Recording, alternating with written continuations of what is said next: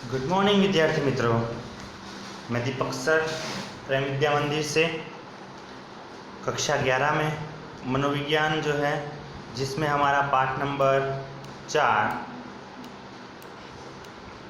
जिसमें हम रीढ़ यानी कि स्पाइनल कॉर्ड पे पहुंचे थे, बराबर। तो उसमें देखते हैं स्पाइनल कॉर्ड रीढ़ कि हमारी छोटी उंगली के व्यास जितनी नलाकार चेता तंतुओं की बनी हुई रीढ़ मस्तिष्क के सिरे से प्रारंभ होकर शरीर के पीठ के भाग में स्थित मेरुदंड के मनकों के पोले भाग में से सीधी रेखा में गुजरती है। यानी कि जो हमारे पीठ के ऊपर जो है वो रीढ़ की हड्डी, यह शरीर को मस्तिष्क के साथ जोड़ती है। यह मस्तिष्क और परिवर्ती चेता तंत्र के बीच संदेशों का संकलन करती है। यह ज्ञानेंद्रिय के द्वारा ग्राह्य होने वाली जानकारी को मस्तिष्क तक पहुंचाती है और मस्तिष्क की ओर से आने वाले संदेशों को स्नायु, ग्रंथि तथा शरीर के अन्य भाग तक पहुंचाती है। इस प्रकार सुषुम्ना मस्तिष्क और शरीर के विविध अवयवों के बीच संदेशों के वहन मार्ग के रूप में कार्य करती है। रीढ़ की चेताओं को चोट पहुँचे तो पैर में या हाथ में लकवा हो सकता है। लकवा के मामले की गंभीरता रीढ़ को कितनी चोट पहुँची है इस पर आधारित है।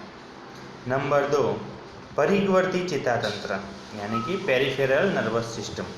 परिवर्ती चेता तंत्र संवैधानिक ग्राहकों में से चेता प्रवाह को केंद्रीय चेता तंत्र में ले जाता है और मस्तिष्क में से निकलने वाले संदेशों को शरीर के अवयवों और स्नायुओं तक ले जाने का कार्य करता है। परिवर्ती चेता तंत्र 2 भाग है, शारीरिक तंत्र और स्वयं संचालित चेता तंत्र। जिसमें से हम शारीरिक चेता तंत्र देखते हैं कि शारीरिक चेता तंत्र की कारक चेताएं शरीर के पट्टेदार स्नायुओं को क्रियाशील बनाती हैं जो हाथ पैर के हलन चलन के लिए जिम्मेदार है।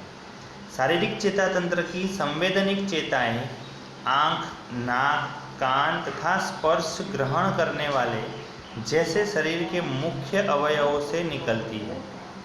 इस तंत्र के द्वारा संवेदन प्रवाह सुषुम्ना और मस्तिष्क तक पहुंचता है और वहां से पट्टेदार स्नायुओं के कारक तंतुओं के द्वारा संदेशों का वहन होता है। उदाहरण स्वरूप के जैसे कि आपको बस पकड़नी है, यानी कि कहीं पर जाना हो, बस पकड़ना हो, तो हम क्या करेंगे, तो बस स्टैंड की तरफ चलने के लिए मस्तिष्क पैर के स्नायुओं को संदेश भेजता है। जब आप बस स्टैंड की तरफ चलोगे तब आप बस स्टैंड पर आई हुई बसों को देखोगे। आप बस को जाने नहीं देना चाहते हैं, इसलिए आप बस पकड़ने के लिए दौड़ना तय करोगे। तो मस्तिष्क पैर के स्नायु को दौड़ने के लिए संकेत भेजेगा।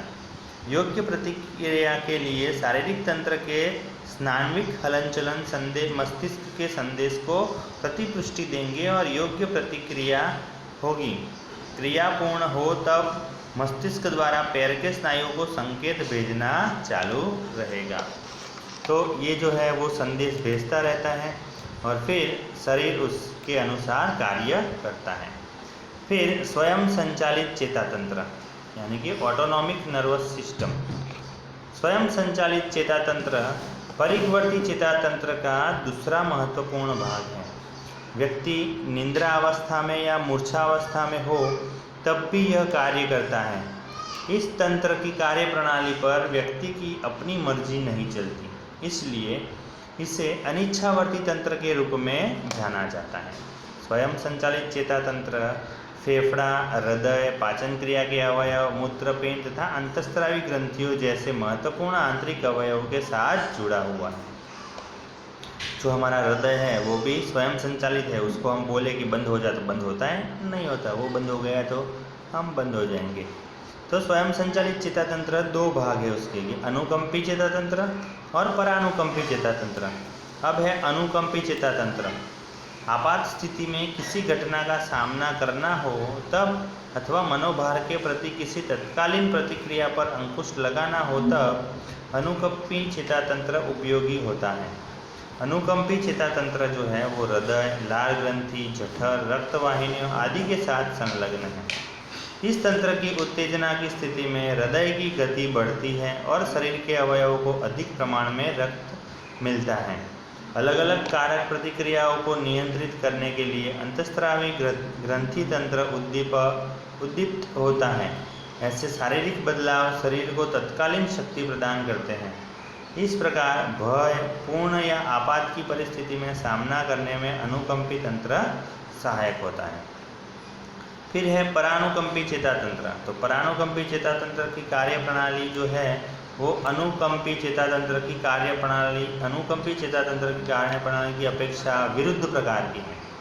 यानी कि अनुकंपी चेतातंत्र के द्वारा उत्तेजित हृदय की धड़कनें, श्वासोश्वास तथा रक्त प्रवाह जैसी क्रियाओं को परानुकंपी चेतातंत्र सामान्य बनता है। इस प्रकार दोनों तंत्र एक दूसरे के विपरीत लेकिन एक दूसरे के पूरक के रूप में कार्य करते हैं। परिणाम स्वरूप शरीर के संतुलन की परिस्थिति बनी रहती है और रोजमर्रा का जीवन नियमित चलता है। आपातकाल या उत्तेजना की स्थिति में अनुकंपी चेतातंत्र और सामान्य स्थिति में परानुकंपी चेतातंत्र की कार्यप्रणाली सहायक होती है। अब है अंतःस्रावी ग्रंथि तंत्र और उसके प्रकार। तो हमारे शरीर में जो अंतःस्रावी ग्रंथियाँ होती हैं, तो हमारे व्यवहार और विकास के स्नायु और चेतातंत्र जितनी ही महत्वपूर्ण भूमिका अंतःस्रावी ग्रंथियाँ की है। मानव शरीर का नियंत्रण मात्र चेतातंत्र द्वारा ही नहीं होता है, बल्कि उसमें अंतःस्रावी ग्रंथियों का भी विशेष योगदान है। अंतःस्रावी ग्रंथियाँ हाइपोथैलेमस के संयोजन से कार्य करती है। अंतःस्रावी ग्रंथि नलिका विहीन ग्रंथियों का बना हुआ है। इस ग्रंथि में से रासायनिक द्रव्य झरते हैं। इसे हम रसस्राव यानी कि हार्मोन्स कहा जाता है, जो सीधे रक्त में मिल जाते हैं। रुधिराभिसरण तंत्र अंतःस्रावी ग्रंथियों के रसस्राव को शरीर के अलग अलग अवयवों और तंतुओं को पहुंचाता है और स्वयं संचालित चेतातंत्र की क्रियाओं के द्वारा अंतःस्रावी ग्रंथियों का नियमन होता है। संपूर्ण शरीर में अंतःस्रावी ग्रंथियों के रसस्राव का संयुक्त प्रभाव होता है। यह प्रभाव चयापचय की क्रिया, उत्सेचकों के कार्य, अन्य रसायन तथा चेतातंत्र पर होता है। व्यक्ति के व्यवहार, वृद्धि तथा मानसिक विकास पर अंतःस्रावी ग्रंथियों का प्रभाव होता है।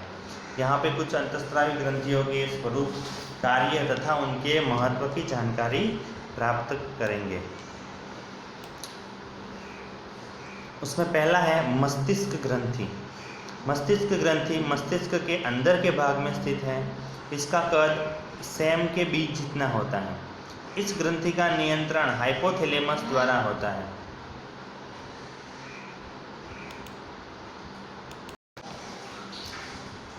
इस ग्रंथि का नियंत्रण जो है वो हाइपोथैलेमस द्वारा होता है।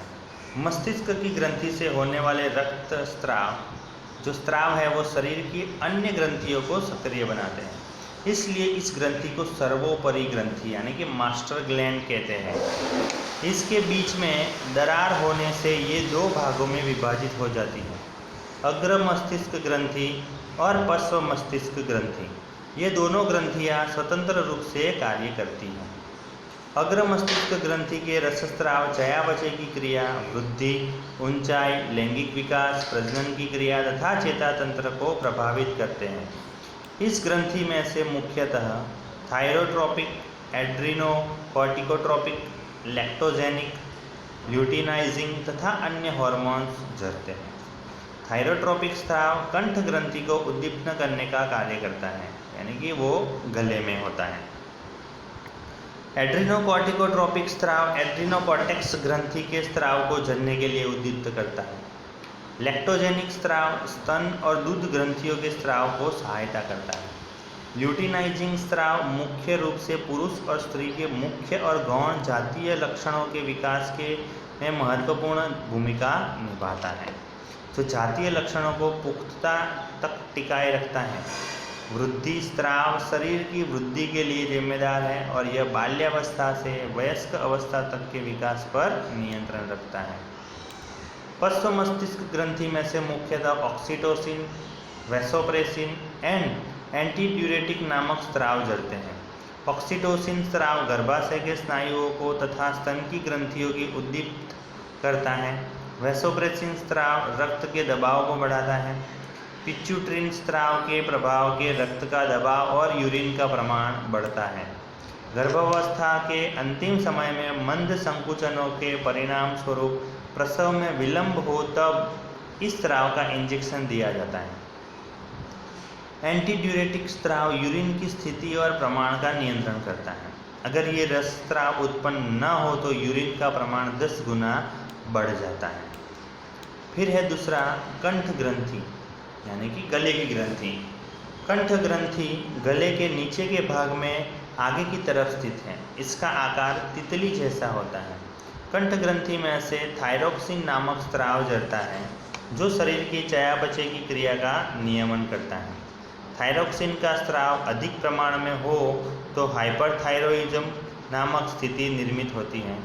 इस स्थिति का शिकार होने वाला व्यक्ति अति क्रियाशील हो जाता है और अधिक तनाव महसूस करता है। ऐसे व्यक्ति का वजन कम होता है और कद पतला होता है। इससे विपरीत यदि थायरोक्सिन का प्रमाण घट जाए तो हाइपोथायरॉइडिज्म नामक स्थिति निर्माण होती है। इस स्थिति का शिकार होने वाला व्यक्ति अधिक थकान महसूस करता है और आलसी बन जाता है तथा शरीर स्थूल हो जाता है। यदि जीवन में प्रारंभिक वर्षों में यह स्राव घट जाए तो बालक का कद नहीं बढ़ता है। इसे क्रिटिनिज्म वामनीयता की अनिष्ट स्थिति कहते हैं। बौने कद के साथ बालक बुद्धि विकास में भी मंद रहता है। तीसरा है एड्रिनल ग्रंथि। शरीर के नीचे के भाग में दोनों मूत्रपिंडों के साथ थोड़ा ऊपर की तरफ यह ग्रंथि स्थित है। एड्रिनल ग्रंथि के 2 भाग हैं, एड्रिनल कॉर्टेक्स और एड्रिनल मेड्यूला। इस ग्रंथि में से एपिनेफ्राइन और नॉरएपिनेफ्राइन नामक रसस्राव उत्पन्न होते हैं। ये रसस्राव संकट के समय का सामना करने के लिए शरीर के अवयवों को रक्त पहुंचाकर शरीर की शक्ति में वृद्धि करते हैं। रक्त में शक्कर का प्रमाण बढ़ता है, हृदय की धड़कनों को तेज करता है। आवेग के समय अनुकंपी तंत्र के कार्य में ये रसस्राव सहायक होते हैं। इस ग्रंथि के रसस्राव घट जाए तो व्यक्ति थक जाता है, निरुत्साही हो जाता है तथा स्वभाव से चिड़चिड़ा हो जाता है। चौथा, स्वादुपिंड। स्वादुपिंड छोटी आंत और जठर के बीच के मोड़ में स्थित है। स्वादुपिंड शरीर में इंसुलिन उत्पन्न करता है। इंसुलिन और ग्लूकागोन नामक स्राव के द्वारा स्वादुपिंड रक्त में शर्करा के प्रमाण को नियंत्रित करता है। स्वादुपिंड में से पाचन स्राव भी झरते हैं। शरीर में इंसुलिन का प्रमाण बढ़ जाए तो रक्त में शर्करा का प्रमाण कम हो जाता है और अगर इंसुलिन का प्रमाण कम हो तो रक्त में शर्करा का प्रमाण बढ़ जाता है। रक्त में शर्करा का अधिक या कम प्रमाण चयापचय की क्रिया पर असर करता है। स्वादुपिंड में से आवश्यक प्रमाण में इंसुलिन उत्पन्न न हो तब व्यक्ति के रक्त में शर्करा का प्रमाण अधिक रहता है और मधुप्रमेह यानी कि उसको हम डायबिटीज़ का रोगी बन जाता है। ऐसे व्यक्ति को शर्करा के पाचन के लिए इंसुलिन के इंजेक्शन लेने पड़ते हैं अथवा नियमित लंबी दूरी तक चलने जैसी कसरत करनी पड़ती है। अब है 5वां, जातीय ग्रंथि। पुरुष में शुक्रपिंड और स्त्रियों में बीजाशय नामक लैंगिक ग्रंथियाँ जो है वो स्थित है। मस्तिष्क की ग्रंथि के द्वारा ये ग्रंथियाँ सक्रिय होते ही इससे जातीय स्राव झरते हैं जिसके कारण प्रजनन संभव होता है। पुरुष और स्त्रियों में पाए जाने वाले गौण जातीय लक्षणों के लिए ग्रंथि के स्राव महत्वपूर्ण भूमिका निभाते हैं। पुरुषों में टेस्टोस्टेरोन नामक रसस्राव के कारण जातीय प्रेरणा उत्पन्न होती है, जबकि स्त्रियों में एस्ट्रोबिन और प्रोजेस्टेरॉन जैसे रसस्राव ऋतुस्राव चक्र के नियमन में सहायक होते हैं। पुरुष और स्त्री दोनों में ईस्ट्रोजन और प्रोजेस्टेरॉन के स्राव होते हैं। इन दोनों स्रावों का संतुलन स्त्री या पुरुष के रूप में जातीय व्यवहार निश्चित करता है। बराबर। तो यहाँ पे हमारा ये चौथा पार्ट समाप्त होता है। इसके बाद जो स्वाध्याय हैं वो आपको फिर अच्छी तरह से कॉपी में कर देना है। Okay, thank you.